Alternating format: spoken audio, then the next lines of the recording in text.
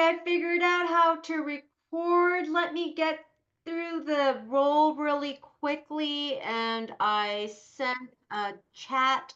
If anybody logs on a little later, then just please just send me a quick message in the chat so I just mark off your attendance.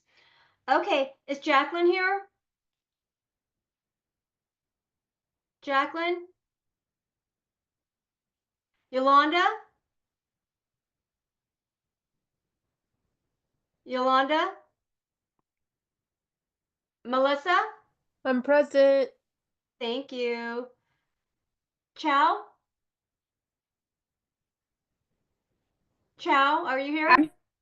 I'm here. Perfect, thank you. Ariana? I'm here. Perfect. Jocelyn? Jocelyn Garcia? Myra? Myra? Brianna?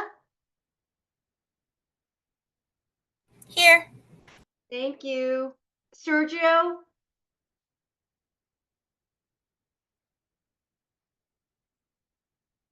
Sergio, I see you on my screen. Are you here? Yes, I'm here. Perfect, thank you. Delandria? Delandria? Okay. Jesse?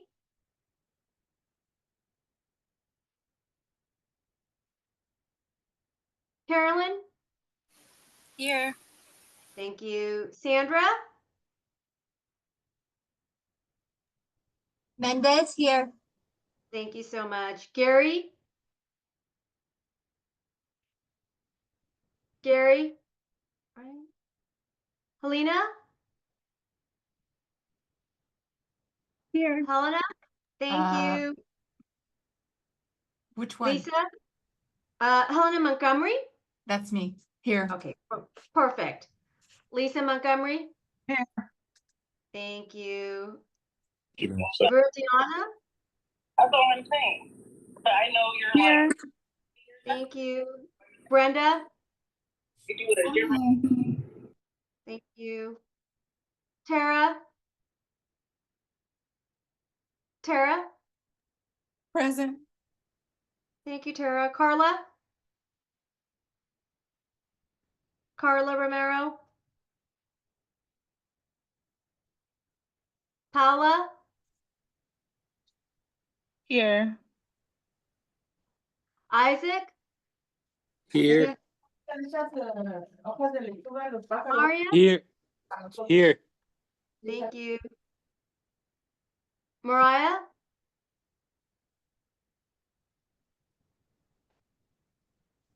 Mariah? Jessica Suarez?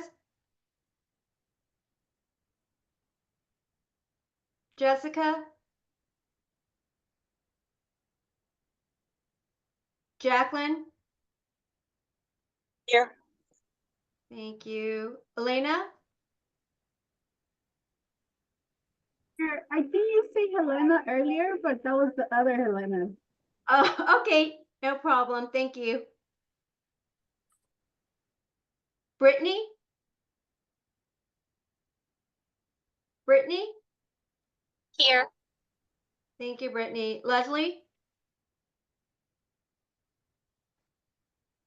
Leslie?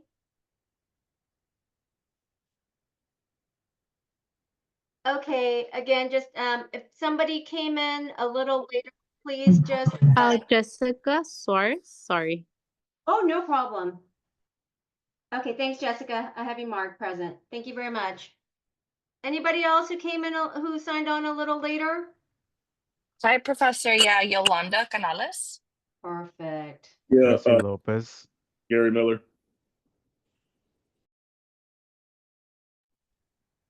Can you guys just put in the chat if you came in a little later, and that way I'll make sure that you guys are marked off as present. That'd be really helpful. Thank you very much. Okay, you guys, and just as an announcement, I should have put this as a formal announcement, but I did change some of my modules around, including module 2 and 3 when I was reviewing it earlier this week. I just realized that what I planned to go over today, it was just too much. So I've broken it up into a smaller chunk because I think if I try to condense child custody with module 2, it'll just be a little overwhelming. I think it would be more important to spend a significant time on the custody because that's probably the area of family law, which is probably the hardest from a practitioner's standpoint, meaning unlike other areas of family law, you know, there's not a lot of black letter law on custody. A lot of it just has to do with, you know, equitable principles. And although there's definitely a statutory framework for it, speaking as practitioners and paraprofessionals, that is probably the most difficult area of family law, at least in my practice and in my experience.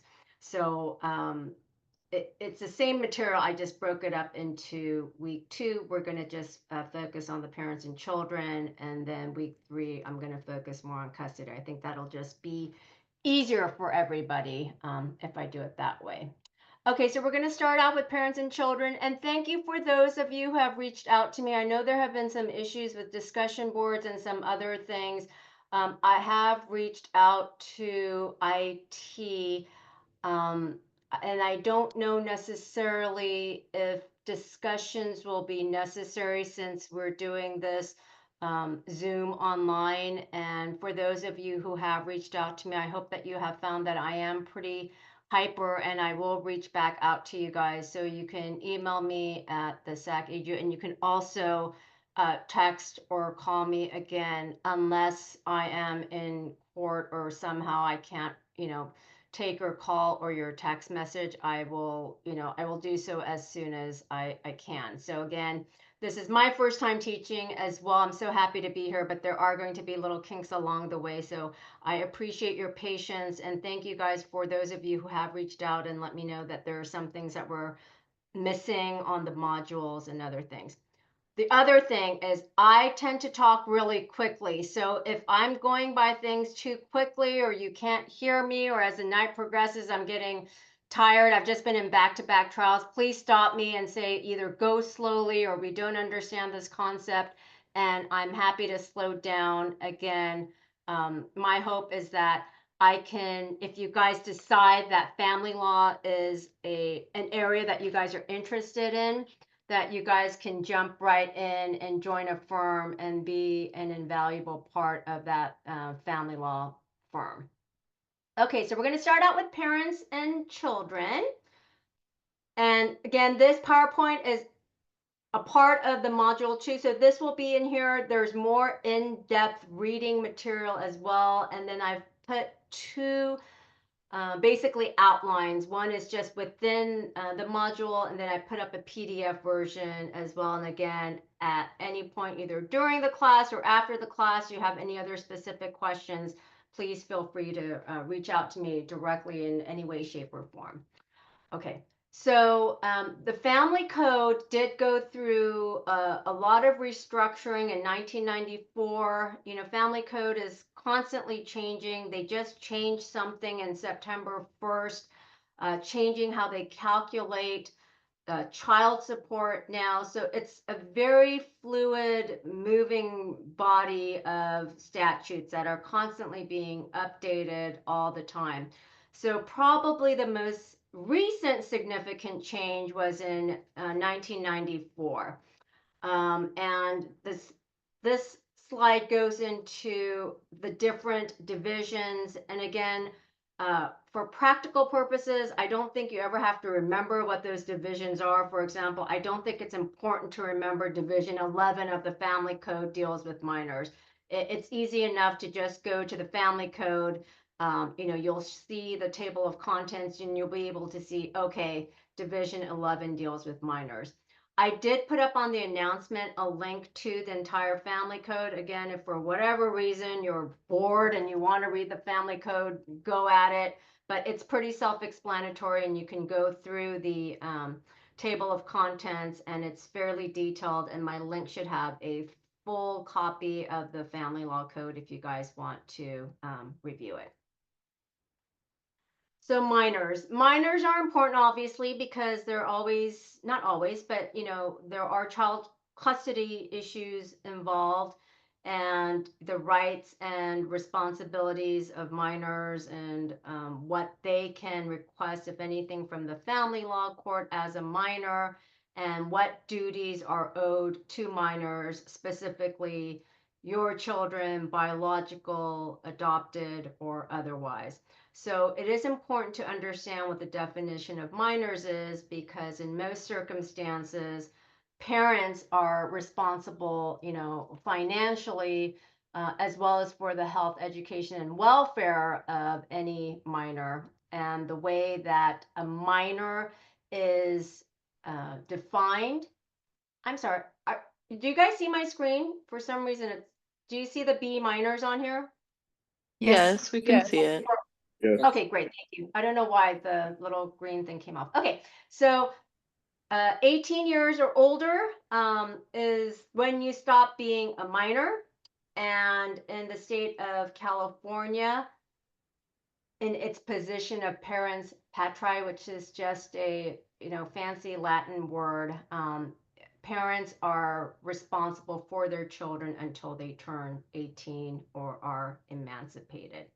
So the first minute you turn 18, you are no longer a minor. Are there any exceptions to that? So you can get emancipated, and that's going to be further on down the line. And there's also exceptions in certain circumstances that if you're over 18, a parent may still be financially responsible for a child who cannot necessarily take care of himself or herself. So I'll give you a real life example. I had a case where a child suffered from schizophrenia and was unable to take care of himself. And so the court made orders that the parents continue to be financially responsible for this child until they reached 26. So yes, there are, in law and especially family law, there are always exceptions to the rules.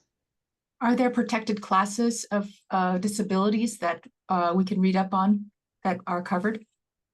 So yes, if you look under that Division 11, you should be able to find more examples of when a child over 18 would still have to be taken care of, or when a child is emancipated, a parent no longer has to take care of that child.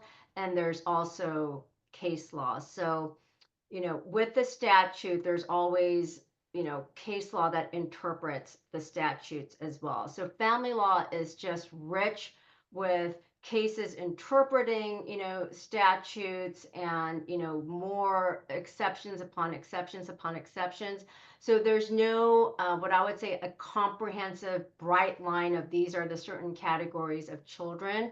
A lot of it is under what's called the discretion of the court. So if you feel you have a specific reason why a child over 18 should be considered a minor so that the parent has to be financially responsible for them, you can always seek, the court's guidance on that. What, if we were doing research, what kind of terms would we look up and where would we go? You can, honestly, I literally Google sometimes. I have Westlaw and Nexus, which is, basically a database available to attorneys if you pay for their service. And you can just Google, are there any circumstances when a child over 18 has to be taken care of by their parents?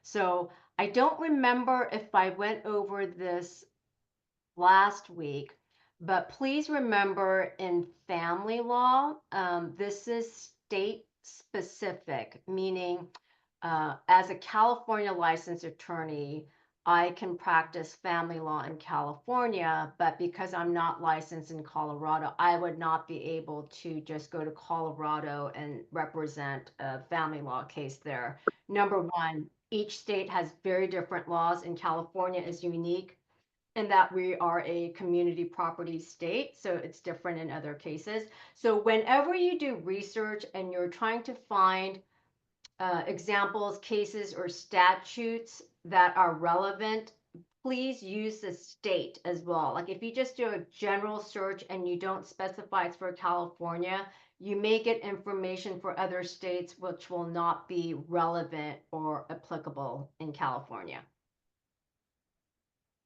Now, what about when they do like for college expenses? Sometimes they'll have in child custody arrangements where like the parent's responsible for paying a certain portion of the education through college, or if the child's graduated high school and they're not 18 yet.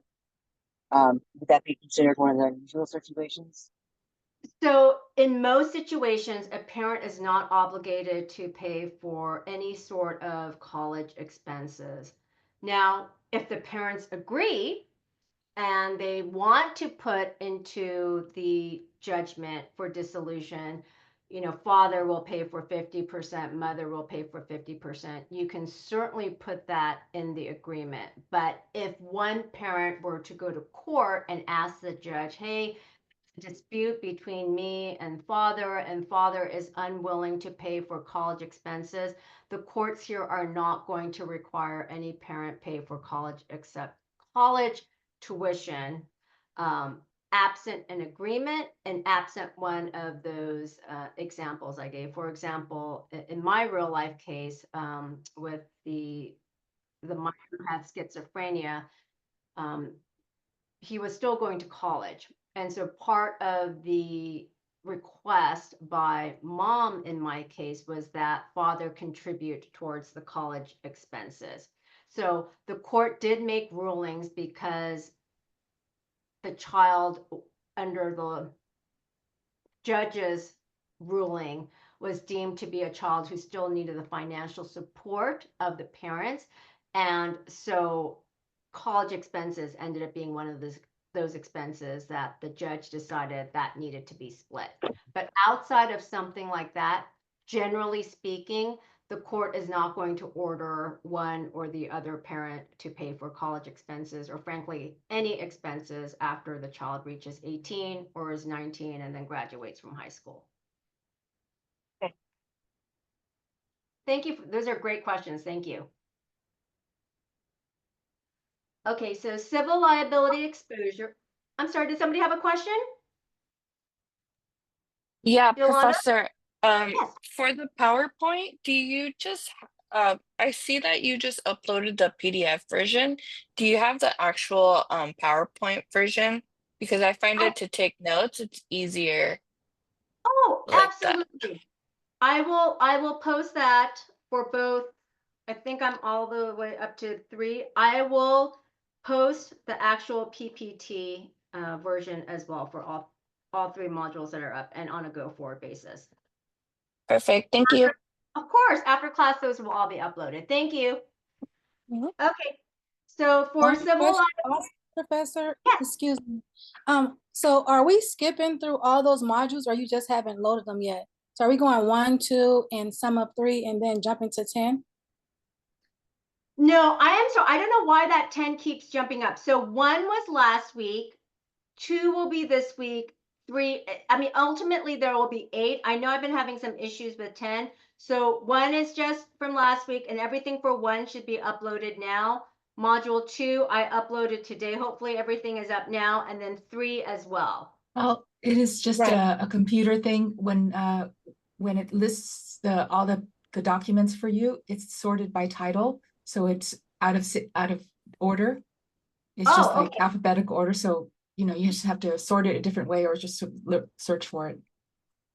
All right, I will go through that again, and I'll put it, I have a way to see it the way that you guys see it. So let me just make sure, because it should be consistent throughout, meaning for each module, there should be an outline the PowerPoint, which is in PDF, a outline in PDF, and then the reading materials. So that's the way I wanted it set up. So I will check again once class is over to make sure that it is organized in the correct way, and I'll put it on student view. Maybe it's showing up different for me. I think you organize it correctly. There's just different ways of viewing it. If you, on your screen, on the top, it says home, modules, grades, blah, blah, blah. If you go to modules, it is separated into sections based on, you know, the beginning and the module 1, not module 2. But there's another way of looking at it where you can see all the documents, all that you put it uploaded, and then you can sort it, and the default sort is alphabetical. So that's why you have module 1 and then module 10. That's the reason why she had it, but it is sorted correctly. Okay, great. I hope that helps. Thank you. It does. Thank you, guys. I appreciate it. I'm new to Canvas, so I am navigating as best I can, and I sincerely appreciate all the feedback that I'm getting from you guys. It's very helpful. So thank you. Okay, so for civil actions, meaning if you're suing somebody for money or for what's called a tort, somebody's injured you, a minor can prosecute that action, but it must be maintained by the parent of that minor. The minor can also be held civilly liable for any wrong that she has committed. For example, they're bringing up the example of vandalism. So if your child vandalizes something and is sued by the property owner, the child can be sued, but she will only be liable for punitive damages, meaning on top of how your property was damaged. So let's say a child vandalized your property and it cost $500 to paint it and make it back to the way it was. Sometimes a jury can award what's called punitive damages, saying, oh my gosh, this act was so horrible, we're going to give you 3 times what it cost you to actually fix that vandalism and give you $1,500. So for punitive damages, the child will only be liable if at the time she engaged in the act, she knew that her actions was wrong. So for example, you know, a child who vandalizes probably at age 1, 2, 3, they're not going to know that they did wrong. A child who's, 16, 17, they probably will. And in that instance, they could potentially be liable for those punitive damages. And then the final point, not only can parents be liable for the torts committed by their children, but the children themselves can be held liable too. So for example, if you weren't looking after your child and then your child does all these things and you were under an obligation to look after them, not only would the parent be responsible, but then the child can also be responsible.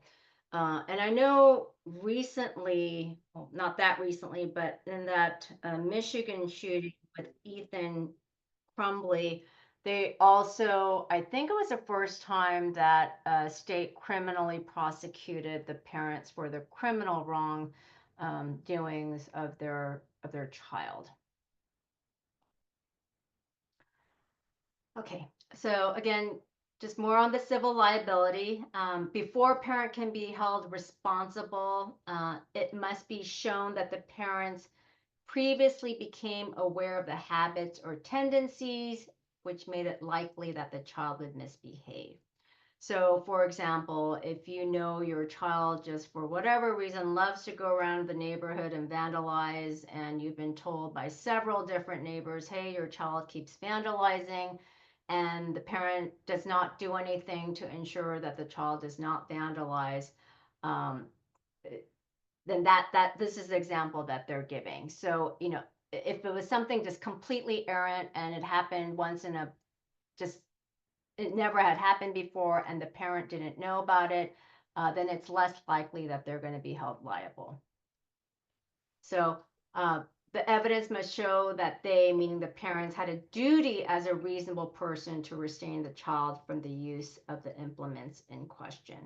So reasonable person, I don't know if you guys have taken any other law classes, but that's a very, wonky legal term. A reasonable person is not what I'm doing or you're doing, but what a normal, quote unquote, normal person would do.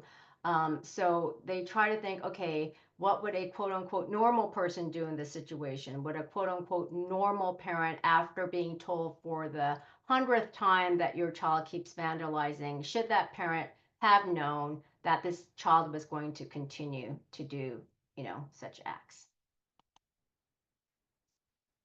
So it says a mere parenthood alone will not make the parent liable, even while in the parent's control or custody. Meaning, just because you're a parent of the child doesn't mean you automatically become liable for the child. Just being the parent doesn't make you automatically be able to be sued by third parties for acts that your child has done. And they're talking about the totality of the circumstances. So again, in my extreme example of if your child has, vandalized your neighbor's property 100 times, then more likely than not, the judge or a jury, which is considered a trier of fact, will probably think, hey, after the 101st time, this parent should have known that this child, was known to vandalize property, and then hold that parent responsible for the child's act. So contracts. Contracts are, when you get into an agreement with a third party, and this says the law recognizes a minor's right to enter into contracts that are binding on the minor and the other party. And the minor possesses the right to disaffirm that contract and terminate obligation for further performance. So your child can enter into an agreement with somebody else to say, hey, I want you to make this outfit for me, and say, I'm going to give you $10 to make that outfit for me. So this is saying that the law recognizes the minor's right to enter into such contracts. And it says the general purpose behind this legislation is to protect minors from themselves due to their assumed lack of experience, as well as the perceived tendency of adults to take advantage of minors. So in most instances, and when they're talking about disaffirming, it means, hey, I wasn't of sound mind. I'm 6 years old. You adult who is, 32 years old should have known better that I would have no idea of what this contract binds me to do. So when this talks about the right to disaffirm, you can essentially use that as a defense and say a 6-year-old child would not know that they're entering into a binding legal contract which requires them to do something or not to do something. So it says the contract must be disaffirmed before the minor reaches the age of 18 or within a reasonable time afterwards. So this kind of goes into the concept of fairness, meaning they don't want you to sit on your hands. If you entered into a contract as a child when you're 15 or 16, and let's say it obligated you to do something, the law is not going to look favorably upon somebody who then waits until they're 30 or 40 to say, well, geez, I didn't know what that meant. I was just a child at that time. So it has to be disaffirmed before the child reaches 18 or within a reasonable time afterwards. And again, the law loves to use that term reasonable. What's reasonable to you may not be reasonable to me, but they're taking the concept of reasonable as to what, quote unquote, a normal person under those circumstances and a member of the community would think is a reasonable amount of time. Okay, so it says a minor may not disaffirm an obligation that is entered into under express authority of a statute, meaning if there is some sort of statute out there that says a minor can enter into this contract and it's expressly stated in a statute. And frankly, I can't think of a statute, at least in family law, that would require a minor to enter into some sort of contract. But if such a statute exists, there are certainly thousands and thousands of statutes, they are saying that a minor can't disaffirm it if it is expressly written in some sort of code or law that says that the minor can enter into a contract. And it says, further, a minor cannot disaffirm a contract for the necessities of life. The necessities of life is food, clothing, shelter, health services.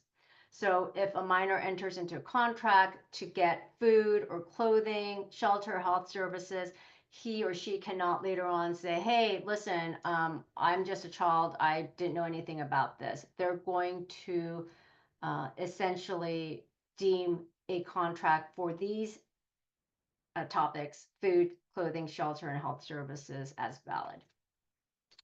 So this note of, interestingly, attorney's fees falls into the category of necessaries.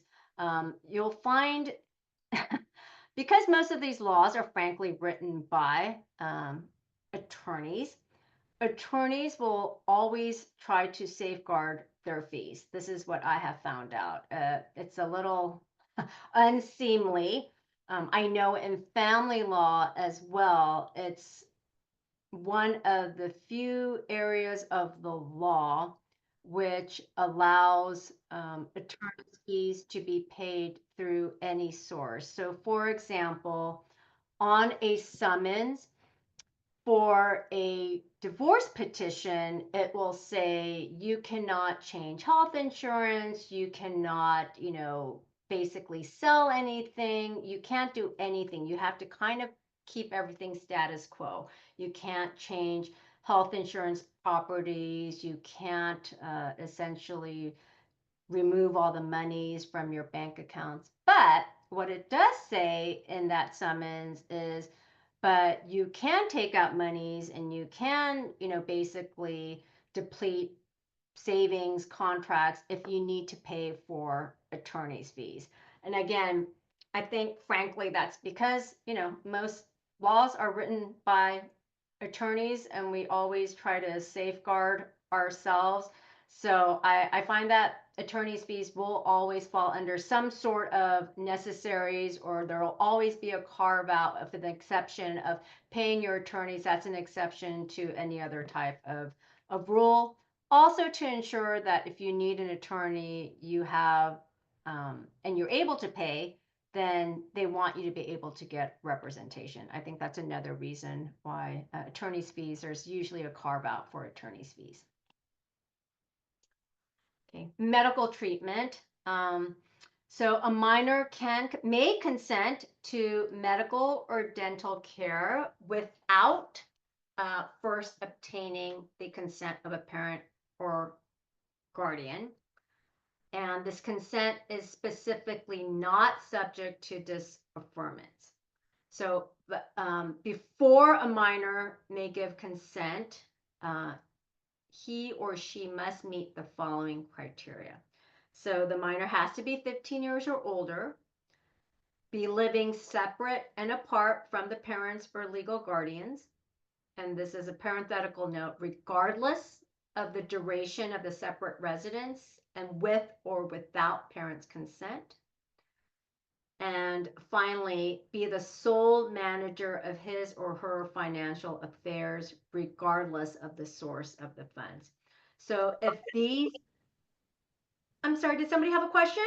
Yes, what about, is I guess, is it one of the exceptions when they're talking about mental health and they say that age 13 and over can sign for mental health treatment without a parent's consent? So this says specifically it has to meet all of these criteria. If there may be a special carve out for mental, or what I would call emergency mental health, Jacqueline, I'm not quite sure, but I will definitely look that up for you. But this is just generally medical or dental care. There may be exceptions to emergency care. For example, if somebody's having an emergency mental health issue, they may have that age be a little lower than just customary medical and dental care. Okay, I know that the junior highs are pushing and actively, the junior highs are actively pursuing and letting the 13-year-olds sign for mental health treatment and counseling at the schools. Oh, okay, so you're not talking about any sort of emergency situation, but just generally for a child to seek counseling or mental health at 13? Yes, the junior highs out here are allowing them to sign for themselves. Okay. That's interesting. Okay, I will actually do some research on that and put that up in an announcement and let you know what I find. Okay, thank you. I appreciate that. Of course, absolutely. Okay. Here we go. So if a minor presents himself or herself for treatment, the healthcare provider is expected to make efforts to notify the parents or guardians and then involve them in the counseling. So the purpose of the statute is to allow the minors to access medical and counseling treatment without worrying about the effects of this action on the parents once the needed care has begun. Tara, do you not see my screen? I'm looking at your chat. I see you, and I see you talking, but I don't see anything else. Can everybody else see the PowerPoint where it says 3-period medical treatment? Yes, I can see. Yes, we can see it. Yes. I think the reason is it's either minimized, the screen is separate, there's a separate window for your screen share. And if you have an Apple or your Mac, you right mouse click the icon at the bottom, and then you go show all windows, and then you should be able to reveal that screen.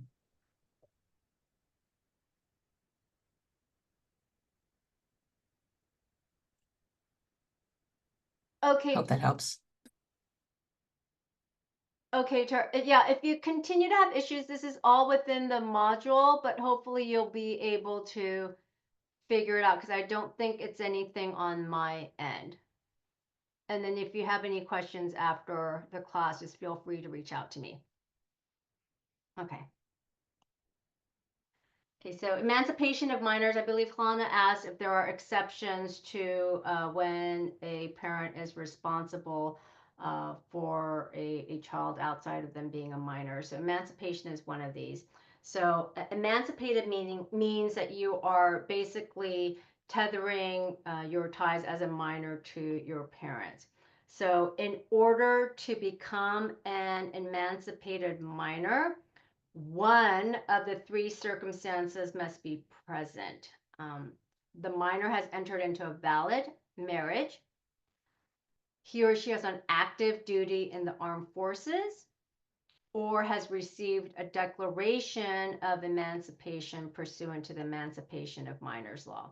So a child can essentially seek an emancipation declaration from the court and seek that relief from the court. So as such, a minor can become emancipated either by requesting emancipation status from the court or by taking a direction in life, meaning by marriage or enlistment that will result in the emancipation. So emancipation means that the minor is now, for all practical purposes, treated as an adult or, over the age of 18. So a petition for emancipation is prepared and served on the minor's parents or legal guardians if they don't have parents. And that has to be done, as we talked about last week, to give the person notice of what the minor's desire is to become emancipated. The minor is considered the petitioning party. So petitioning means you are petitioning the court for something, one thing or another. So in family law and in divorce cases, the person who initially files for the divorce is called the petitioner because they're petitioning the court to get the divorce. So in an emancipation action, the minor is considered the petitioning party because they are petitioning the court to be emancipated from the parents. So the petition must allege that the minor is at least 14 years old, is living separate and apart from his or her parents with the parents' or guardian's consent, and is managing their own finances. If the facts as set forth here that they're 14, living separate and apart and managing their own finances is proven to the court, then the court will issue the declaration of emancipation, which becomes evidence that the minor is emancipated. So, in my practice, I don't think I've ever done a petition for emancipation. But it is important to know in your practice, you could certainly end up working for a firm. I know a lot of the family law forms ask you to list your children on the form because again, this family law court has jurisdiction over making, child custody and child support orders. So if your child has emancipated himself or herself, you would not have to list that child as your child in the petition for the dissolution or on the form called the UCCJEA, which is a Uniform Child Custody Jurisdictional Enforcement Act. And because they're emancipated, you no longer have an obligation and the court would have no jurisdiction over the children. So Jacqueline, are those filed under seal? Are you asking if the emancipation petition is under seal? Would it be under seal or confidential because it's a minor technically filing it to begin with? I will look, I have not done an emancipation petition in my own practice. So thank you for asking such good questions. I'll put that in the announcement. There are certain things that are confidential. For example, paternity actions are confidential. I mean, you file it with the court. I don't think they would be under seal. Under seal is of a more technical type thing. And even in family law, most of the documents may be public, meaning I can go to court and just type up somebody's name that I know are going through a divorce and basically look at anything that's been filed with the court. But certain documents within the file may be sealed. So for example, if there was a Child Protective Services report or an emergency child custody investigation report, usually certain documents within a file can be sealed because of issues of child protective services. Is it possible for us to seal everything? It's very difficult to seal everything. If that's domestic violence and safe at home, you can seal some stuff due to safety, but it's still a very difficult thing to do. Yes, so that has been my experience as well. If this is a run-of-the-mill divorce case, it will be nearly impossible to seal certain things. I know I have a lot of clients who come in and say, listen, I don't want the world to know that this is what we're dividing, because in a lot of the judgments, there will be very specific information about who gets which home, who gets which account. I mean, we never disclose the entire account number of, let's say, Bank of America account. We'll just use the last four numbers. But I know that a lot of people don't want it out in the public but for the most part in dissolution proceedings, again, just your run-of-the-mill dissolution proceedings, everything is public. You can certainly petition to the court to seal certain records. And I think pro forma, insofar as again, CPS reports, child custody investigation reports, child abuse, things of those natures are usually sealed, but not, again, let's say you file a declaration in family law and for whatever reason you don't want other people to read it, that's not, you're likely not going to get a court to order that portion of the case. Is it likely to be able to seal certain information like addresses where you live, your phone number, vital facts like that? Because you don't want the public? I don't know who spoke up about the safe at home, but yes. So for example, in certain cases with domestic violence, which is under the purview of family law, you can apply for safe at home and then everything will be redacted.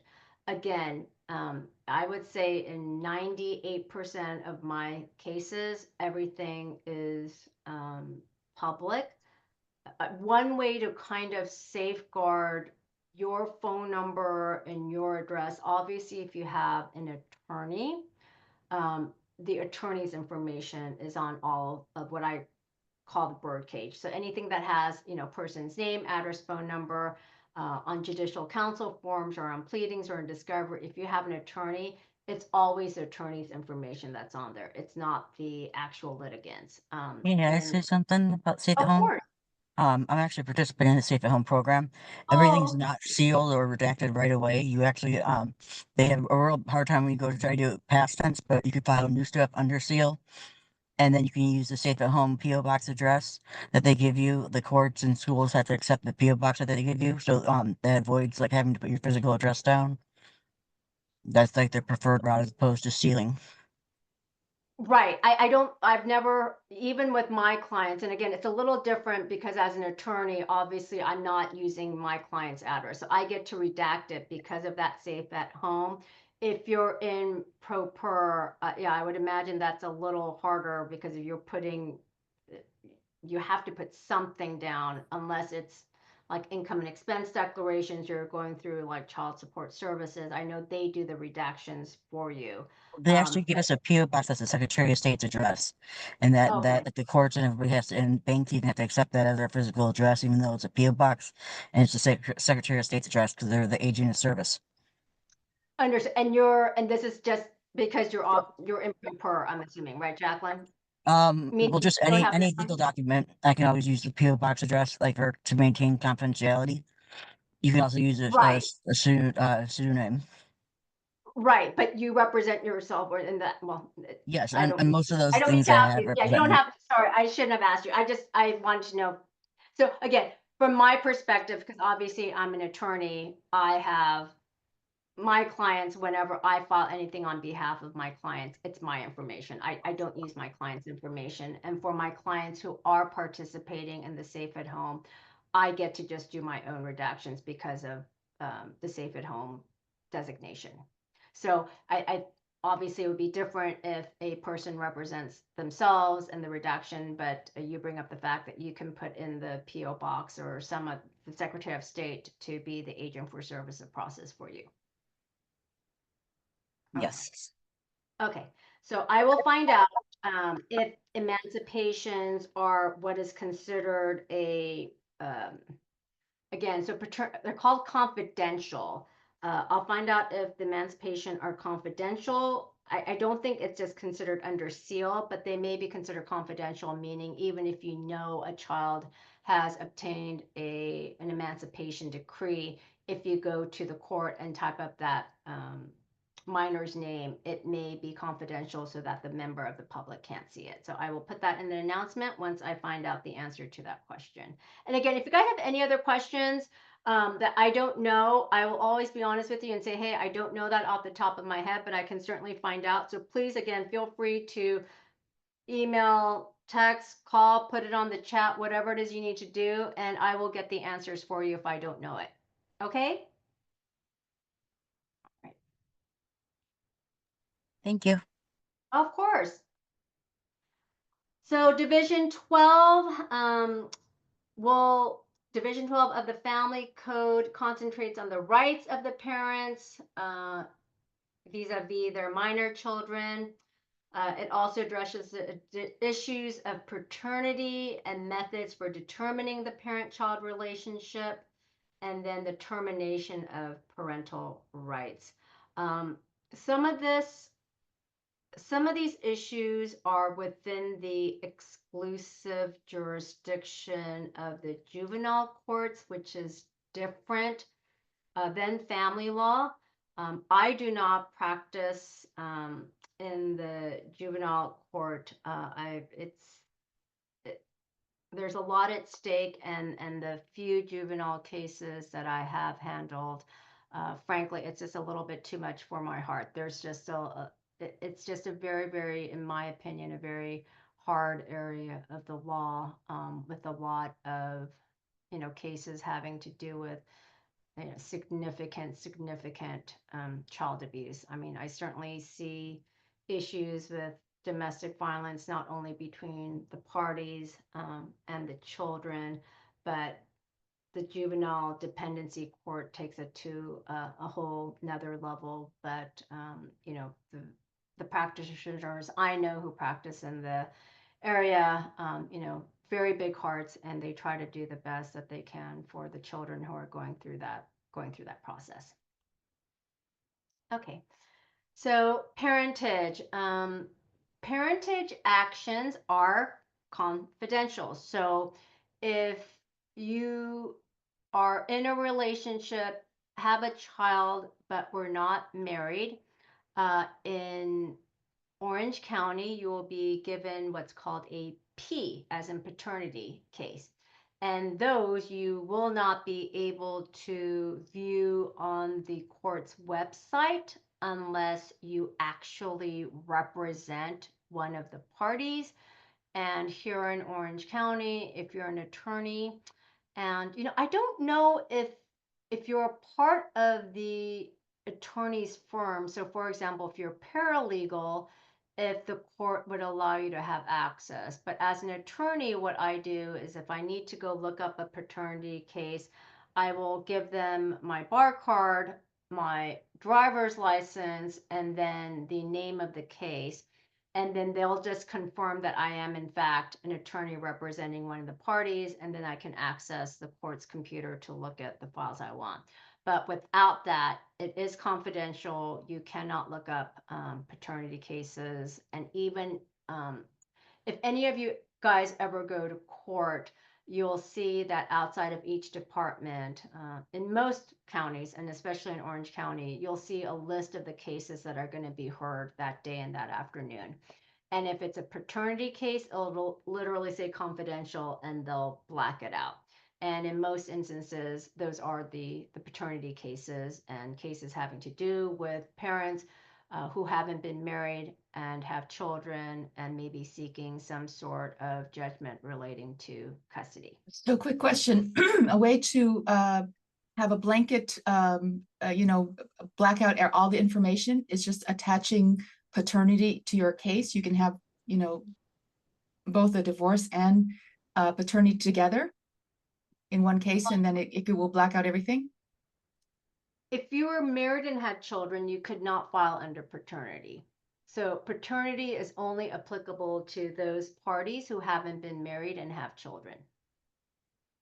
Okay. So if you were married and had children, you can't file under paternity. Okay. Thank you.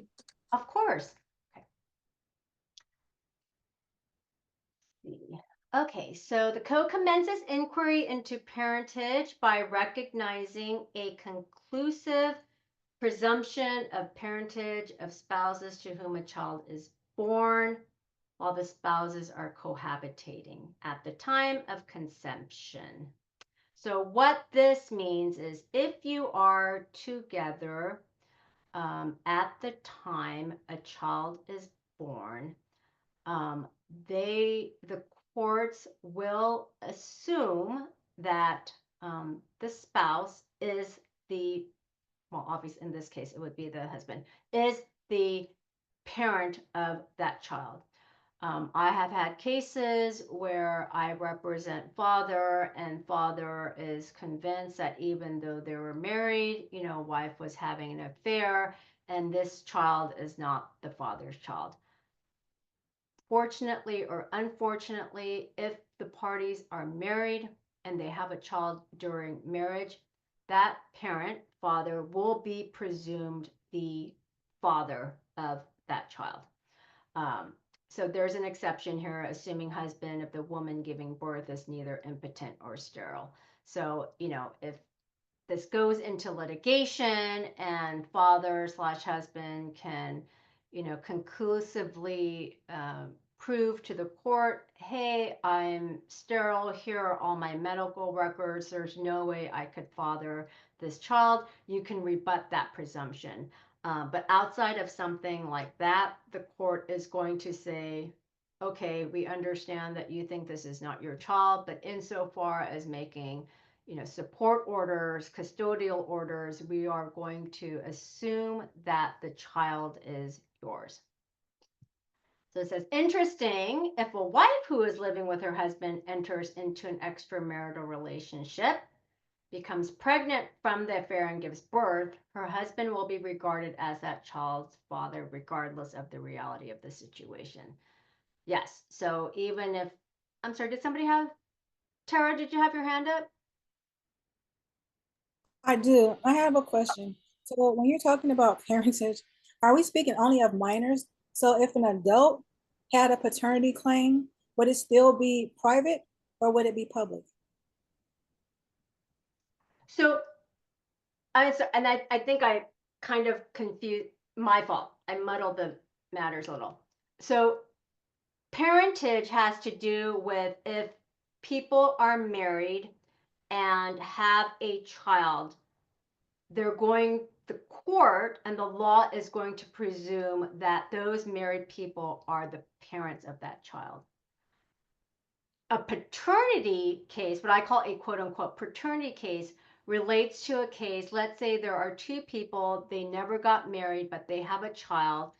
There may or may not be a dispute regarding whether the child is theirs, but let's say there's an agreement, no dispute, but there is a disagreement regarding custody and child support.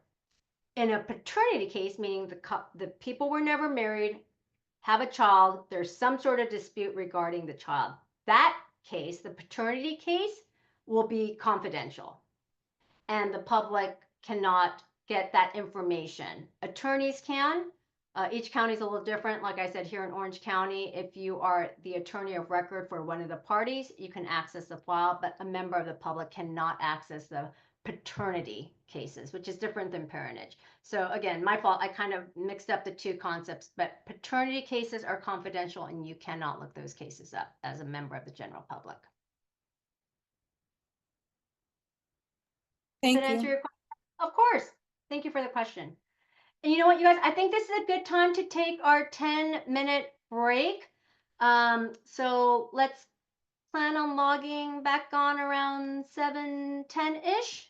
So you guys can take a little comfort break and we'll finish this up. And thank you so much for all of your great questions tonight. I really appreciate it. They're great.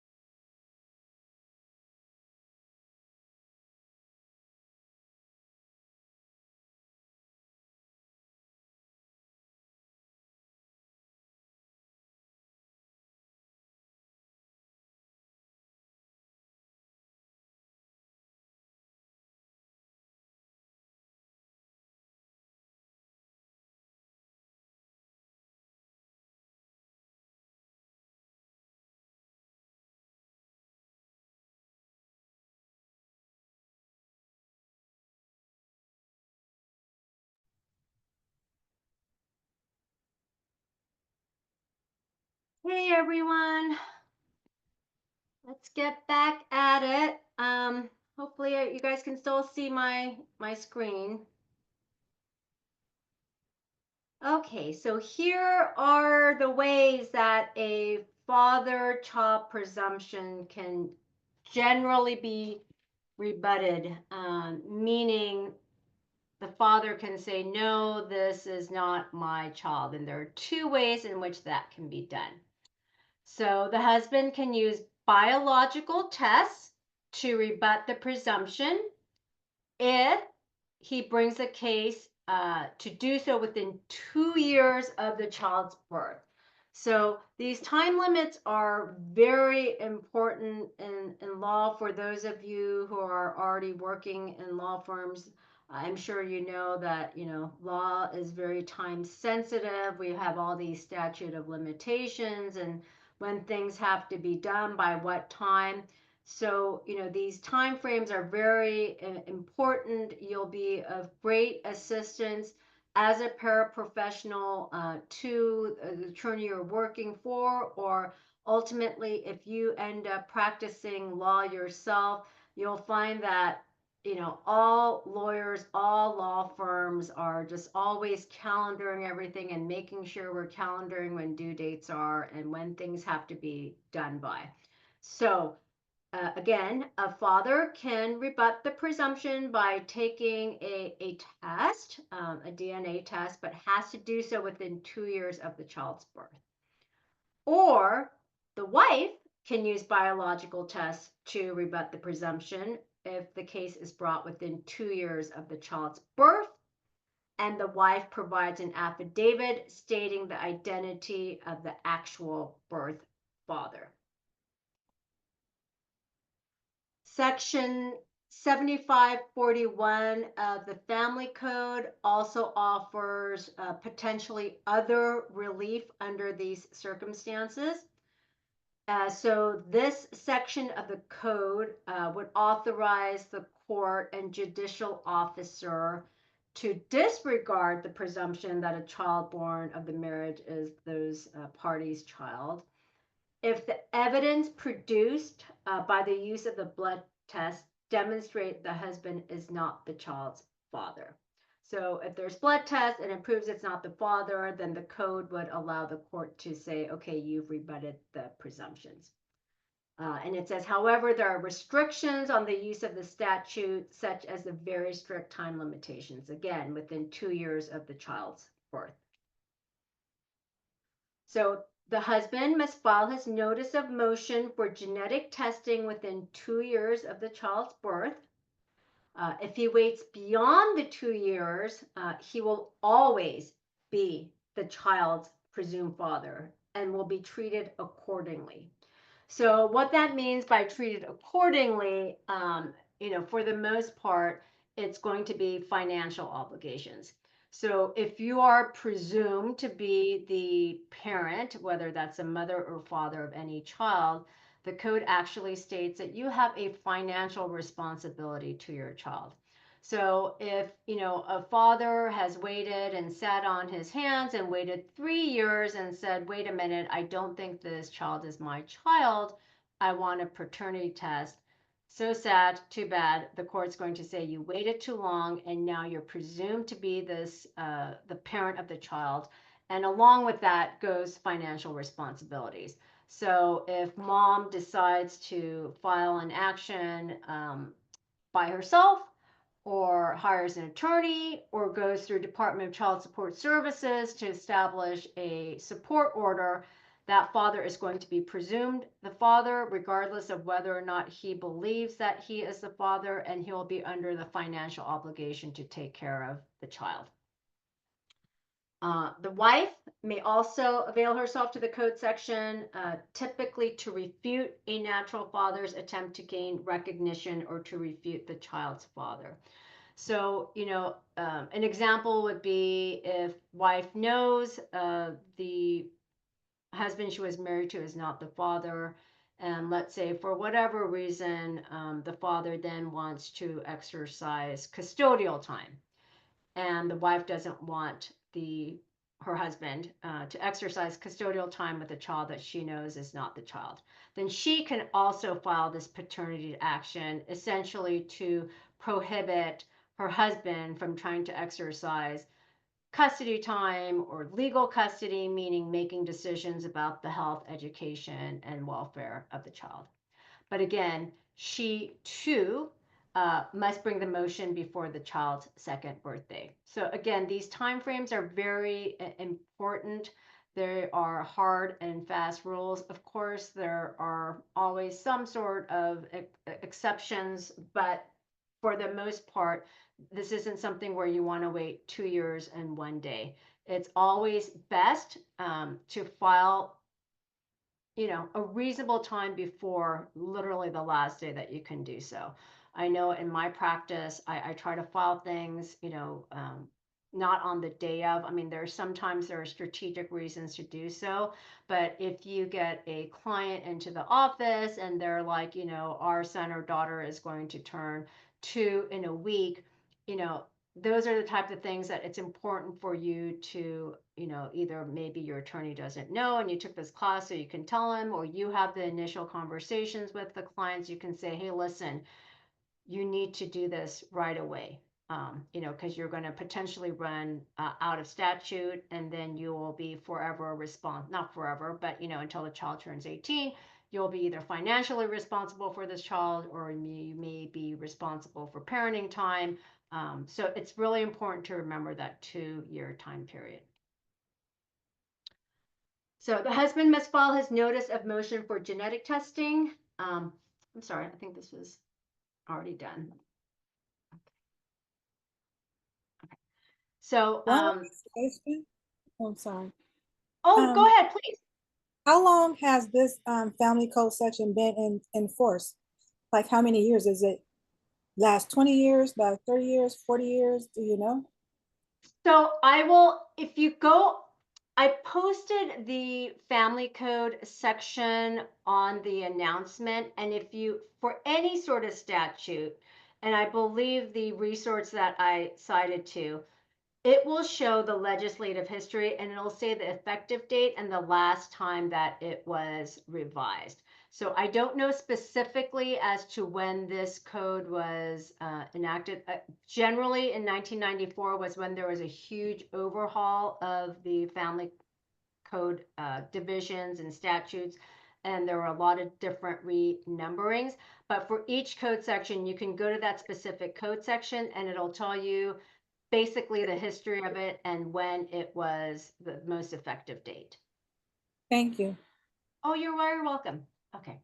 So the family code section 7570 to 7577 describe another way to establish paternity. And the other way is by basically a voluntary declaration of paternity. So the presumption created by the declaration can also be rescinded by filing a rescission form with the Department of Child Support Services within 60 days of the execution of the form. So one interesting aspect of paternity is if you go through the Department of Child Support Services, and as that name indicates, this is a governmental agency which essentially establishes and enforces child support orders. So, for example, if there is a divorce action, you can still go to DCSS to have DCSS establish the child support portion of the case, and that is essentially free of charge. The DCSS doesn't represent either party, but for all practical purposes, they are there for the person who wants to receive child support. And DCSS here in Orange County, I think we have now about 2 to 3 different courtrooms, and the judges in those courtrooms only make decisions about child support, nothing else, nothing about spousal support. Let me take that back. if there is a spousal support component to it, sometimes it will also enforce the spousal support, but they will not establish it. DCSS will not make any determinations regarding visitation or parenting time or custody, but more with support. But they also assist parties with paternity action. So if you go to DCSS, they will actually endeavor to get the paternity testing, the genetic testing, and then also to get the child support set up. So that's actually a really cost-effective way. So instead of having to pay yourself, although sometimes, people want to, you can use DCSS, and that service is essentially free for you as a part of setting up the child support for the child. Okay, so tests to determine paternity have evolved over the years and constitute far more than simple blood tests. That is true. They do a whole genetic makeup. So it includes genetic testing of the DNA of the parties, and specifics of the actual action to determine paternity are contained in the code section listed here, 7630 to 7649.5. Virtually all parties to the transaction are entitled to bring an action to determine parentage, the child, natural mother, or a presumed parent. So any of these parties can seek to establish paternity. And again, or parentage. Sorry, I keep using those terms interchangeably. Parentage.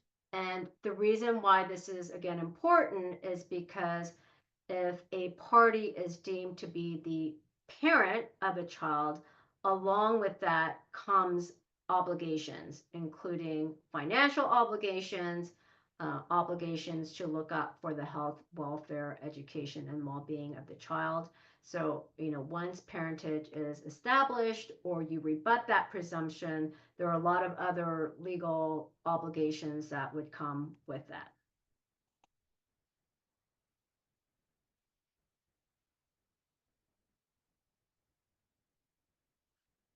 So the designation of presumed parent contained in Family Code 7611. And again, as I told you guys last time, and I'll continue to say this, I'm not into recitation or memorization of family code sections. I'm much more of a verbal person. So I know there are a lot of other attorneys out there who can just rattle off code sections. I don't necessarily find that to be important necessarily in practice or otherwise. There are, certainly some code sections that they're used all the time, so it's important. But I think for purposes of a paraprofessional or as an attorney, as long as I know what the concepts are, the key terms are, I know what to look up on, the table of contents on the family law code, or what keywords to use when I try to find a case that may be pertinent for something that I'm trying to persuade the court to rule in my favor. So again, other people are different, and I'm not saying that's good or bad, but I'm not going to focus much on anybody remembering certain code section or saying, hey, what code section stands for this? I think it's very simple enough in our day and age to Google this, or ultimately, if you end up working for a firm that has the family code, I mean, most of us practitioners actually have a copy of the family code, or you'll have access to, like I said, LexisNexis or Case. I mean, there's so many different companies and platforms out there where you can literally just search what you're looking for. So I'm never going to be focused on specific code section like 7611. I don't expect you guys to say 7611 says this, that, or another. I think it's more important as professionals to kind of understand the general terms and to know where to go to find the information. So, okay, without the designation of a presumed parent, a person will be precluded from bringing parentage action regardless of their actual parentage status. So there are some instances, so I have a case where mother was trying to deny parentage to my client. And, my client believed, and it was ultimately borne out, that he was, in fact, the parent. But there could be a lot of different reasons why a mother may not want, believe, or for punitive reasons just does not want a father, that particular father in their lives, and they can fight it as well. So it was important for my client to establish that parentage, because without that, then the court would not grant him parenting time or rights for legal custody, meaning making decisions about the health, education, welfare of his child. So without being designated a parent, then you don't have legal rights over that child either. And obviously, if you believe you are the child's parent and it's important for you to be in the child's life, it's important for the court to establish that parentage, so then you can also enforce your rights as a parent. So that's why it's important that the parentage label affixed to a parent who wants to exercise time as well and not be precluded from essentially participating in the child's life. So it says the paternity action contemplated by this chapter may be commenced by mother, presumed, and the district attorney. So I haven't had a case where a district attorney has tried to establish parentage. I'm just trying to think when that would be appropriate for essentially the criminal arm of our Superior Court to try to establish that. I know at some point, and when I first started, it was the district attorney basically acted as child support services. So this version of the book may have been before the DA basically cleaved itself off from Department of Child Support Services, and that's why they want to establish the paternity. And Yolanda, you have your hand up. What question can I ask for you? Yeah, so if you give up your parental rights, can they later like come back and say, like, for instance, with child support, can they come back later and say, hey, I would like to get child support from that person for their child that they gave up the parental rights for? So I don't. So my understanding of termination of parental rights is that you would have to get an order. I don't think that's just something where two parties can agree like, hey, I'm giving up my parental rights.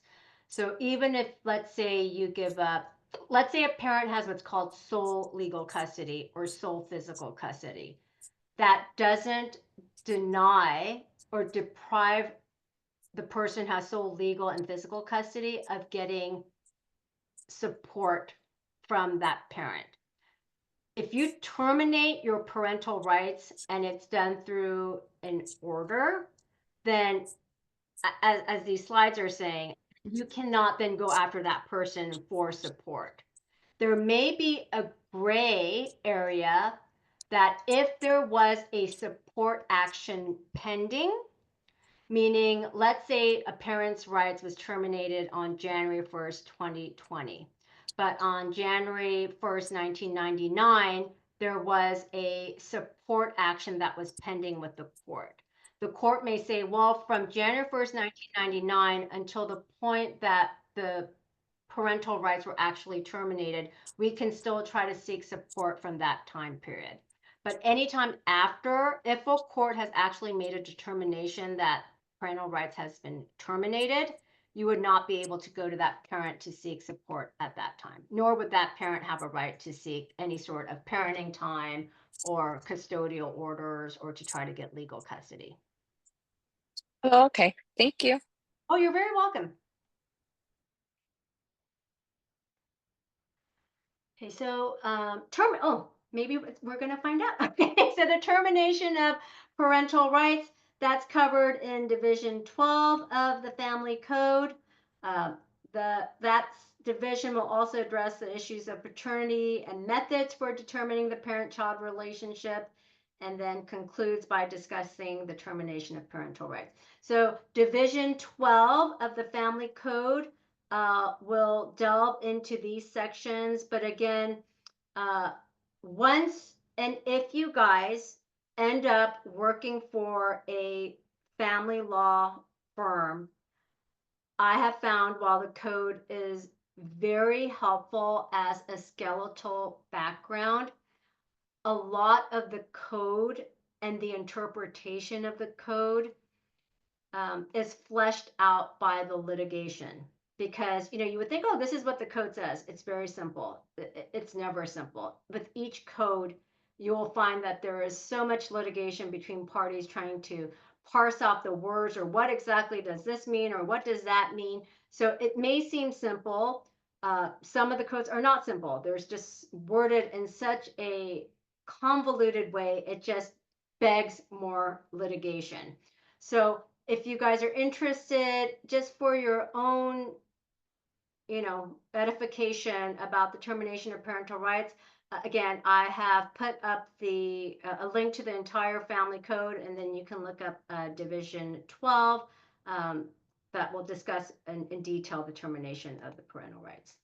Okay, so this says under certain circumstances, if the mother wishes to place her child up for adoption, she has to notify any individuals who either qualify as presumed parents or who could in fact be the parent of the child prior to allowing the child to be given up for adoption. So adoption, in my practice, it's a very small part of it. It is handled through the family law courts. And I certainly have cases where I have litigated when the child has already been adopted. So they're the adopted child, but there are definitely adoption forms and procedures and protocols in place. There are different types of adoption, and I have found in adoption cases where a petition for adoption is presented to the court in Orange County, that's probably the happiest courthouse you will ever see on any given day, and they have it designated, I think, like once a month. That's where they approve all of the adoption cases, and that's probably honestly the only day in family law court where you'll see happy smiley faces with a lot of kids. I mean, a lot of times you'll see people crying, and you know, it's not necessarily the happiest place to be, but adoption is taken care of in the family law section. I think it's important, but for most family law practitioners, we are dealing with your run-of-the-mill, you know, divorces, child custody, paternity actions. My experience has been with adoptions, including independent adoptions. There are attorneys who will just focus their practice on adoption. In my mind, that's kind of separate and apart from what most family law practitioners practice. Okay. So the Superior Court possesses exclusive jurisdiction over adoption proceeding. The end result of which is to designate a non-parent third party as a minor child's parent. So again, once the adoption goes through, the adoptive parents will have the same rights, obligations, duties as a quote unquote natural parent. There's no difference in the eyes of the law. An adoptive parent will be required you know, financially for the child, and also for the health, education, and welfare, and the necessities for the child as well. An individual who adopts a minor child quite literally takes the place of the child's natural parents, and I think I just went through this, assumes all the rights and obligations. That is absolutely true. And then the child's relationship with the natural parent is severed and fully and permanently terminated. So again, outside of some strange situation where maybe the natural parents then come back and there's some sort of agreement to re-adopt their natural children, once the adoption goes through, the adoptive parents step in the shoes of the natural parent. And that those natural parents will not have any rights or obligations for that child. Quick question, is adoption different than legal, was it guardianship? Yes, guardianships are handled through the probate court. Guardianship usually is over the estate or the persons of the minor child. So I've had some cases, I don't do guardianship or probate, but I have had some clients while I'm helping them out, they happen to be the guardian of a child. And in my experience, it's usually if a family, let's say, for example, has a relative abroad and it's a niece or a nephew and they live with the parties, the aunt or uncle will obtain a legal guardianship of their niece or nephew. It's usually familial in my experience, so that they can sign off on, like, school consent forms and things of that nature, but it Gotcha. does not, yeah, and there's a differentiation between estate of the persons and estate of the persons and estate. So if it's just a legal guardian over the person, you can't do anything with their finances. For example, let's say, God forbid, you're a guardian of a child who has no legal parents, and the legal parents have left the child some money. You can't, as a legal guardian of the person, do anything with the child's finances. And then there are some cases where you're just a legal guardian of the estate, meaning you can basically make decisions about the finances. Usually that's like a professional trustee, somebody who has experience in managing the funds that are left for a child or for the benefit of the child, but it's completely different and handled through completely different courts. Cool, thank you. Of course. I think this is a reiteration of the same thing. Once an adoption takes place, natural parent maintains no further duty, obligation, or right to provide support and upbringing to the minor child. And the adoptions can be commenced by one or both of the natural parents, or by the court by its own motion to terminate parental rights. So, in some instances, if there is significant or pervasive and serious abuse, the court, through governmental agencies, can initiate a termination of parental rights. And again, I believe that's handled through dependency juvenile courts. I've had a case where I represented the husband, and the soon-to-be ex-wife from a prior relationship had a child, and she had her rights terminated due to significant child abuse issues, and that was initiated by the state, basically, because the acts were so egregious. So the termination can happen through something just completely outside of your own control if they feel that you're not fit to be a parent. So adoption of these proceedings are generally undertaken in the dependency court and follow a finding that placement in the home of either of both parents would be detrimental to the minor child, and that placement away from the natural parents would be in the child's best interest. So my general understanding is that if a child's parents' rights are terminated, then the adoption would be done through the dependency. But there are also what's called independent adoptions. And I have a little bit of background in immigration, and with immigration, sometimes for immigration purposes, a relative can adopt again, a niece, a nephew, a cousin, something of that sort, to obtain immigration benefits for that person. So when you have an independent adoption, those adoptions, and I've done this firsthand, those will be done through the family law court.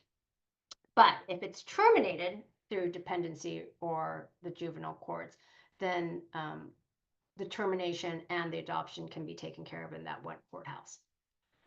So the natural parents may have many rights with regard to these types of proceedings, and no placement can take place until all of the natural parents' rights to appeal the decision have been exhausted.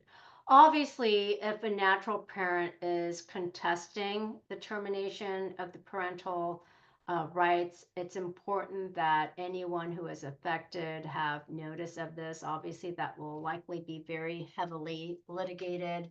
And as this says, the state places a great deal of importance on parent-child relationships. The running mantra in family law court is the best interest of the child. Most judicial officers take the position, with the adults that are fighting, whatever, we don't care about you. You guys can fight, do whatever you want. But they will take keen interest in the welfare of the children. And that's really what they focus on. If there is a dissolution action and children are involved, they're always going to want to make sure that the child and children are protected from, these proceedings, because obviously, as many of you probably know, these proceedings can get very nasty. Children often get into the middle of this. So they try to protect the children at all costs. That being said, it's also the public policy of California that, the courts want children to have relationships with their parents. Obviously, if the parents are abusive or, they've been shown that they're not a fit parent, they're not going to force a child to be with a parent that's deemed to be unfit. But outside of extreme circumstances, courts will try to engage in reunification therapy, counseling to see if the relationship between the children and the parents can be a good one, because the policy of California is that they want children to have good relationships with the parents.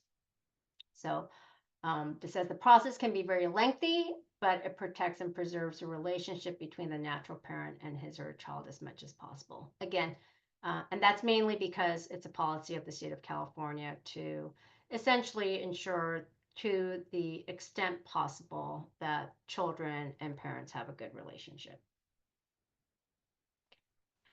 Ultimately, the court will hold a hearing. Yes, they absolutely do. They will hold a hearing. This doesn't happen through paperwork. Some things in family law you can just do through paperwork. You don't ever have to go to court. But for adoption proceedings, there will always be a hearing. And they will examine all persons with an interest in the proceeding, including the prospective adoptive parents. So here in Orange County, I have found that the clerks are fantastic. They will go through all of the forms that are necessary to get the adoption in place with a fine-tooth comb. And if they find something is amiss or something's missing or something's not checked off, they will really work with you, only because this is so hyper-technical and they want to make sure all the T's are crossed and I's are dotted. So it is very hyper-technical. You have to give notice to certain people. It's statutory, meaning if you know the parents, siblings, grandparents, there are certain people you have to give notice to, and if you can't, you have to provide an explanation as to why you couldn't give notice to those people.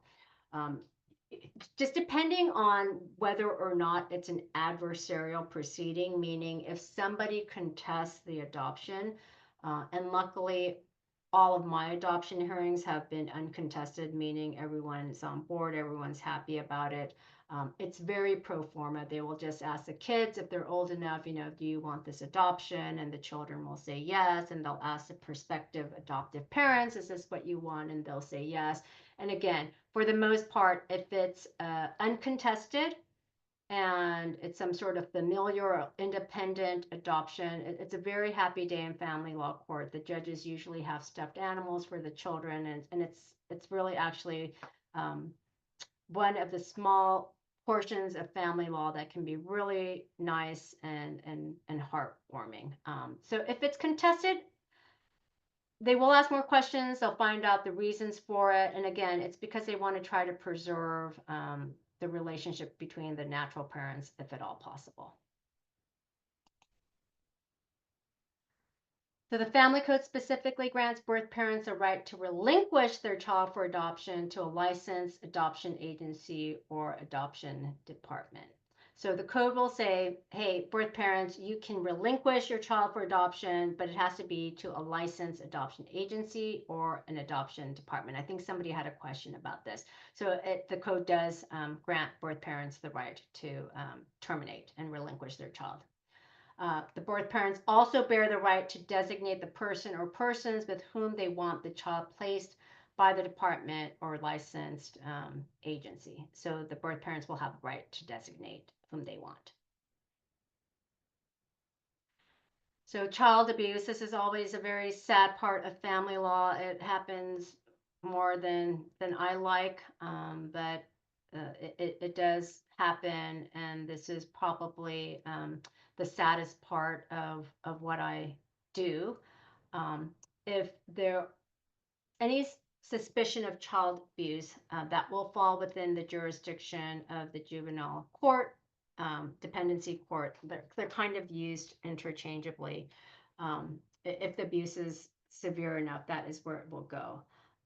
But just allegations of domestic violence and child abuse also will come into play in family law as well. If you end up practicing family law, unfortunately, you will probably see a lot of this, or at least allegations that one parent or the other is engaging in some sort of abuse. And it doesn't necessarily have to be physical, emotional, psychological abuse. I consider that abuse as well.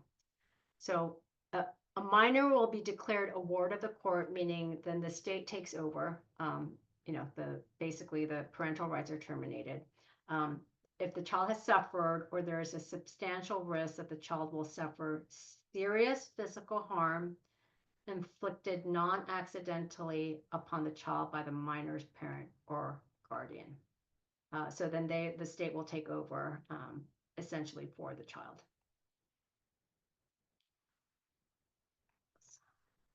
Oh, that's it. Okay. And there's, again, I have put the readings in there so you can see it.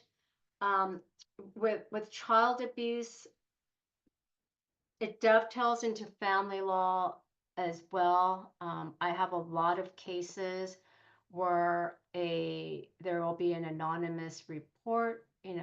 Sometimes it's actually the other parent, where they will report the other parent to Child Protective Services.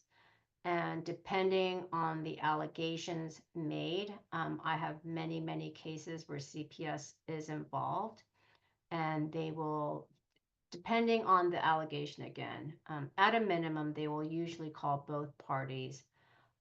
If a mandatory reporter reports the abuse, and it's a teacher or a doctor or something of that nature, they'll also interview third-party collaterals to determine, the nature of the allegation. And I have found in my practice, if CPS thinks it is serious enough, obviously, they can tell the dependency court, but often they will tell the parent, you need to file what's called a temporary restraining order or a domestic violence restraining order, and list your children as protected parties so that there's immediate action. If the police are involved, the police will also, they can issue what's called an emergency protective order, which essentially is the same as the family law protective order, but they're much shorter in duration. So it's mostly like a stopgap measure where the police will tell, a party, hey, here's an emergency protective order. It usually lapses within 72 hours. By that time, go to the self-help center or hire an attorney so that you can get a temporary restraining order, and then ultimately try to get a permanent restraining order. And that's how it comes up in family law practice, at least. In my practice, that's how child abuse, CPS, that will kind of rear its ugly head in family law actions.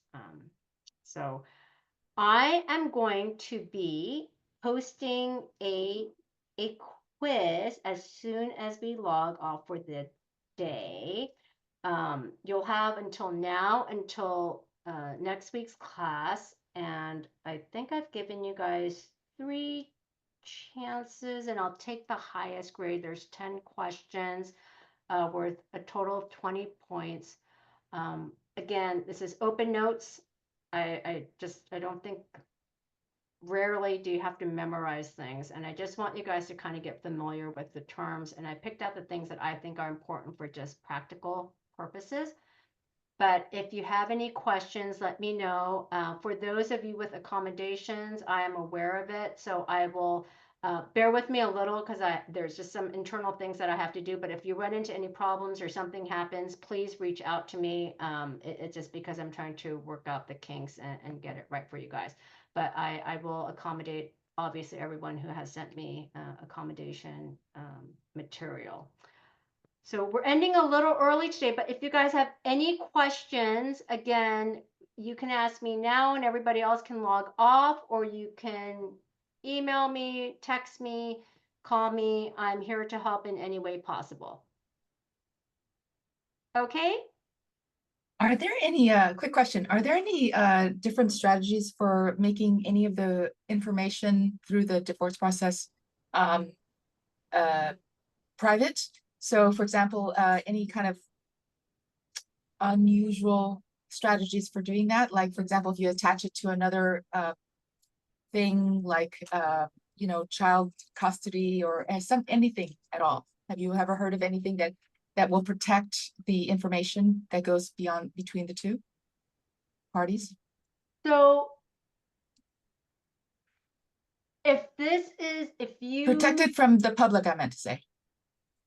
So everything is public. So anything that you file, so anything you file with the court in a divorce action is going to be public record unless you previously seek to seal it. And I've run into some situations where it's already been filed and then they try to seal it, and that just can't be done because it's already out there. Once it's in the system, it's in the system. How do you do it to seal it from the beginning then? So you can make a request to the court, but again, my understanding is that the conditions which would require a court to seal it is very specific and very narrow.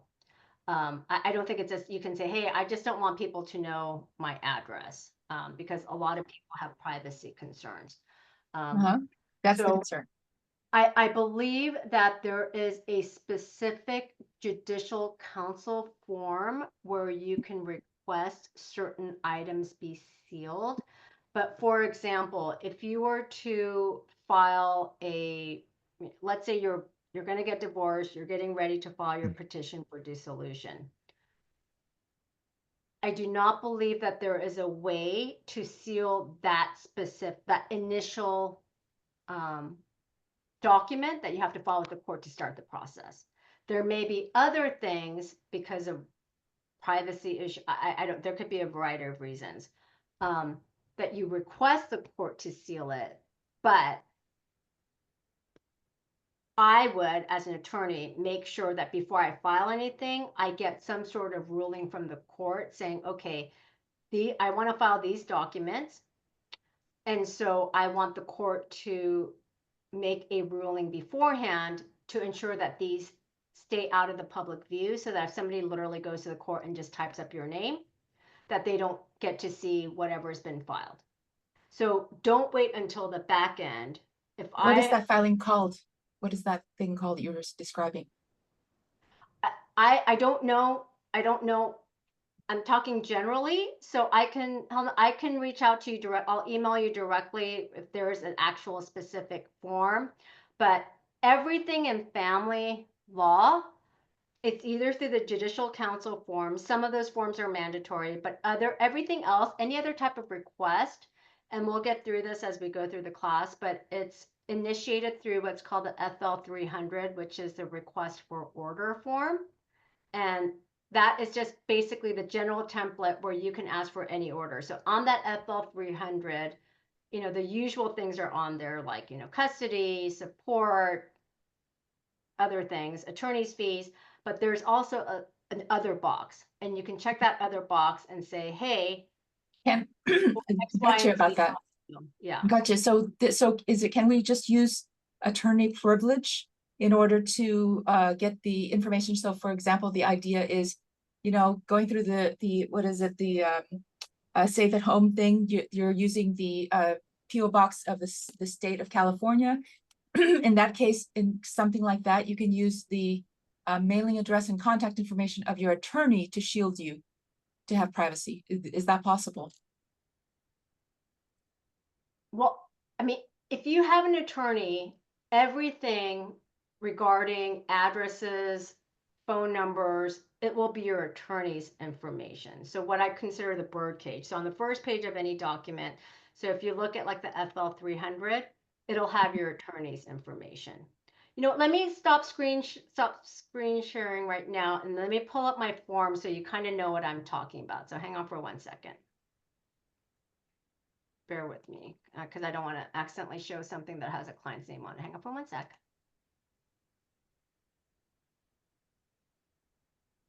I get what you mean. I just need the idea that it's there. You don't need to show me the form. I'm good with that. I Right. just we need The to know it thing that- exists. Right. The thing I'm not clear about, Helena, is what are the factors that the court considers in sealing a document. I think that's more important, because So where should I go to read that up on that? I will try to find it for you, but you can just Google factors to seal documents in family law cases. You may want to look under confidential filings compared to sealing. I think you'd have a lot better effort doing confidential and just making sure it goes into the confidential folder that's within your file as opposed to sealing it. Just my one Okay. personal thought on that. Right.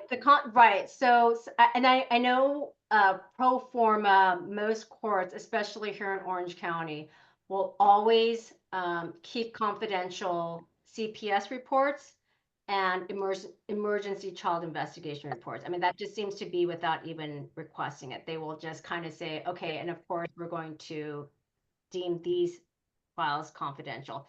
Any sort of 730 custody evaluation, meaning if parties are really, just cannot come to an agreement about child custody and there's allegations of abuse and whatnot, sometimes the court will appoint what's called a 730 custody evaluator, who will investigate and interview, the parties, the children, collateral sources, and those reports are also will be under the confidential. Thank you. You gave me enough to Yes. chew on. Thank you. Yes. Perfect. Any other questions? Yeah, yes, Professor Jesse Lopez here. Hi, Jesse. Hi. On your last slide on child abuse, normally I've seen like clients say they have difficulty proving like emotional abuse. And for CPS, it's a lot easier to prove physical abuse. How can a client be helped in that situation where, most of the damage is emotional and psychological? Jesse, that is a great question. And it is really hard because, I mean, fortunately or unfortunately, if you have physical proof, like you have bruising or other things, it is easier.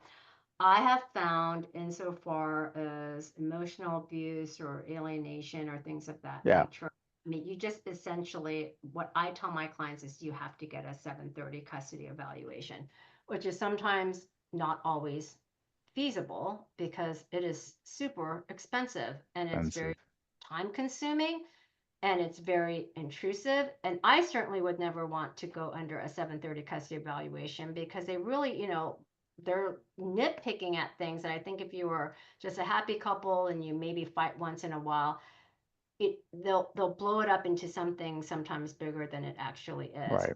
So that is a great question. And unfortunately, I think the courts are still of the mind that, and it shouldn't be this way, but physical abuse, they still think, oh, that's the most important. So if you can prove or show that, they'll act on it. They can get an emergency child custody investigation, started right away. But it's hard to prove like the psychological damage, right? I mean, you're saying, hey, this person is being psychologically abusive, or they're gaslighting me, or whatever the situation is.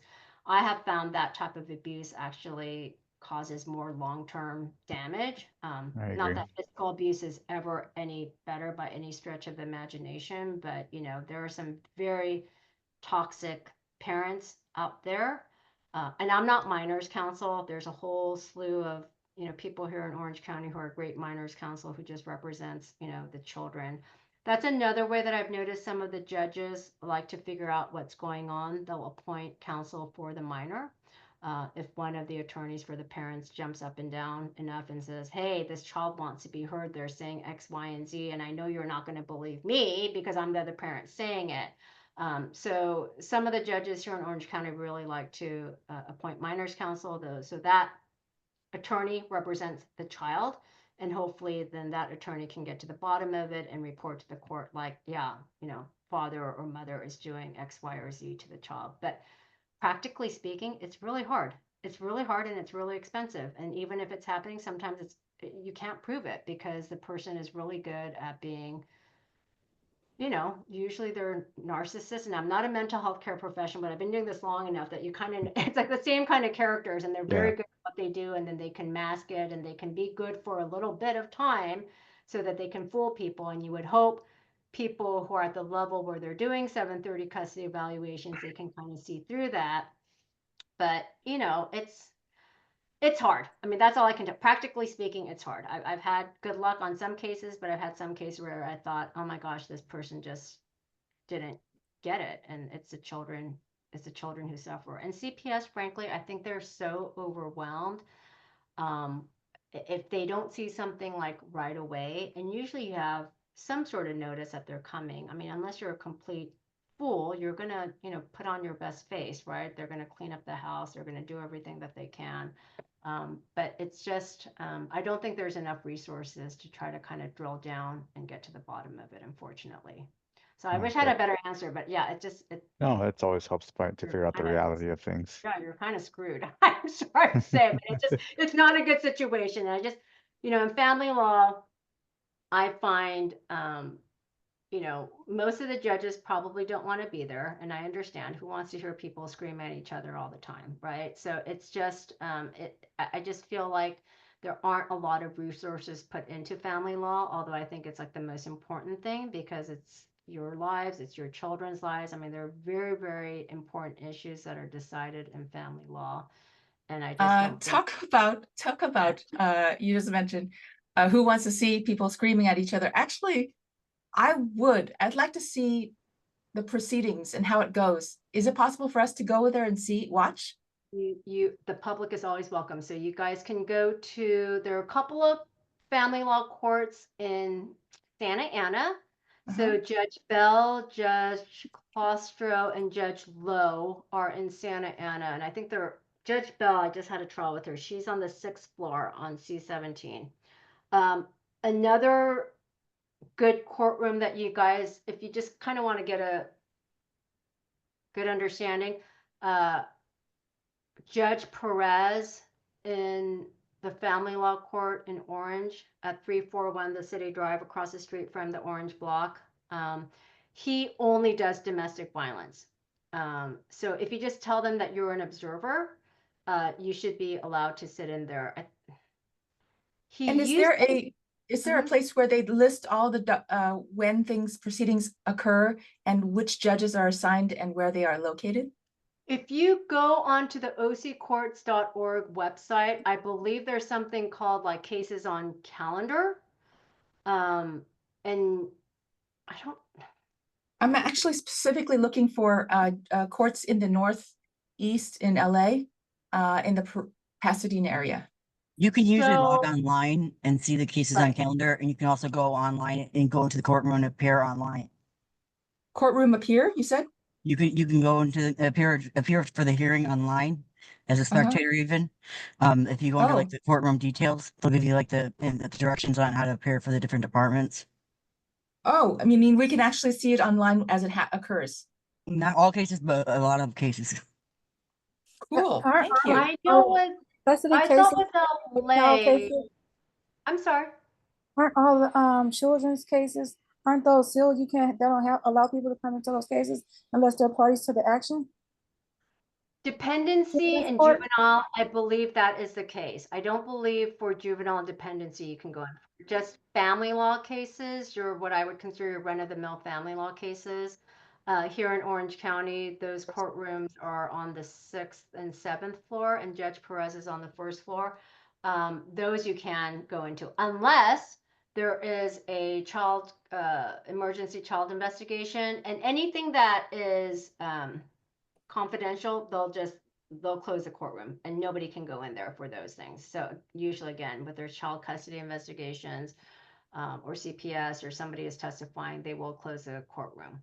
Is it But- advisable for me to go watch these things, or is it's just gonna damage me to go? You know what? I think it would be great. And for LA, I was just gonna say, I know for LA, when I appear remotely, I have to do it through their own portal, which is the LA Attorney Court Connect.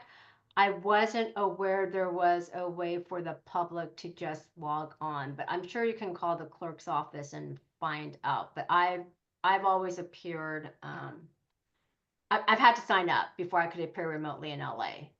You can Okay. certainly go in person, and I'm trying to think in passing. Yeah, That's the Stanley Northeast. Mosque, which is downtown. I mean, there's just a whole bunch of family law judges, and I think if you go to lacourts.org, they also have like a case access that you can click onto and find out what cases are being heard. Okay, I have enough to go on. Thank you. No, Again. absolutely. Have fun. I don't know. Professor, I have a question. Yeah, my question is off topic. I just wanted to know the tests for. I think you're going to open it up. You said on today or tonight. Yes. Okay, so is it going to be on module 1 and 2, or is it module 1, 2, and 3? Just 1 and 2. Perfect. Okay, that's all I needed.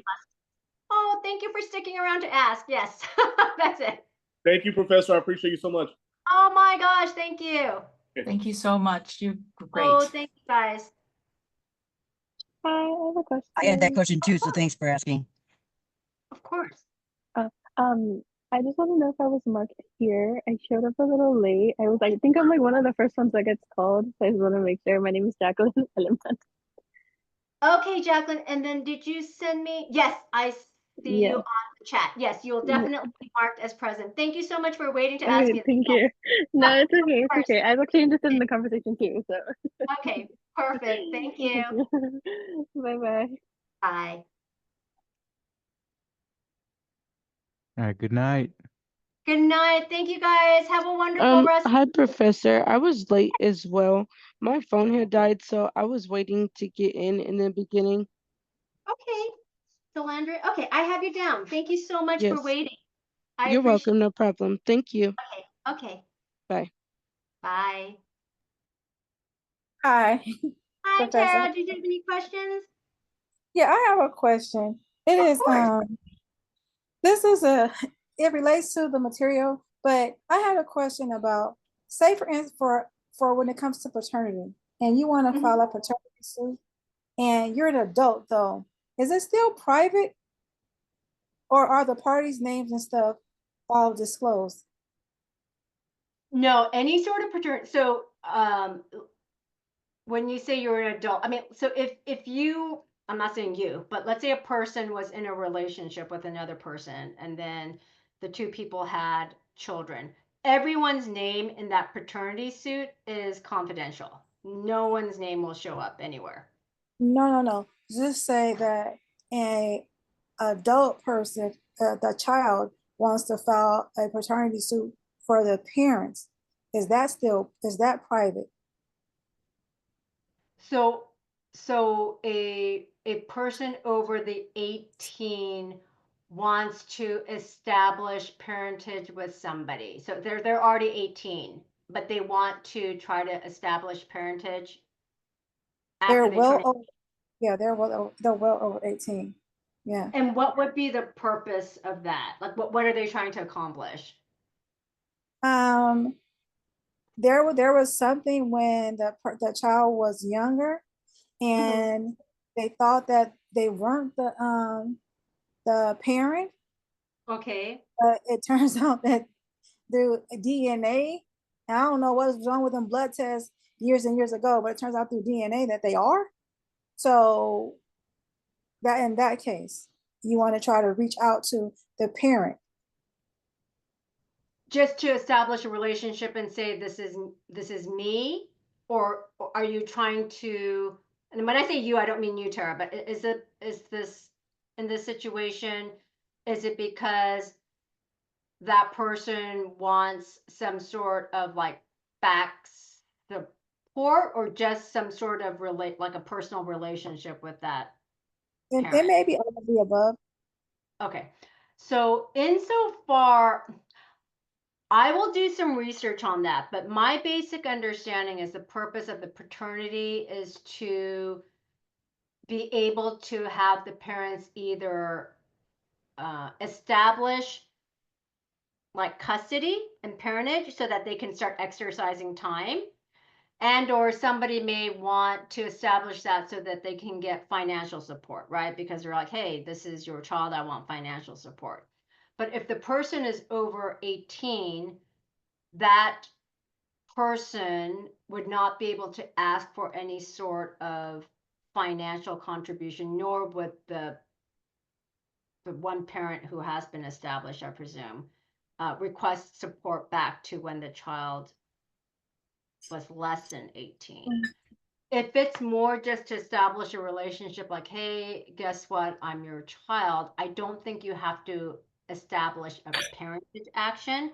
But let me do some research to see if there is some way for a person who has turned 18 to still seek a parentage. Because again, I think the purpose of the parentage is to establish custody, which obviously that it doesn't matter because you're over 18 now, or to establish some sort of support, which also they can't do because the person is now over 18. Family ties. Yeah. So but let me do some research and then I can reach out to you directly and let you know what I find. All right, well, thank you very much. I appreciate that. Oh my gosh, you're very welcome. Thank you so much. I appreciate all of your questions. You've been wonderful. Okay, you have to. Thank you. Good night. Okay, you have a wonderful rest of the evening. Take care. Bye. Okay, thank you. Bye.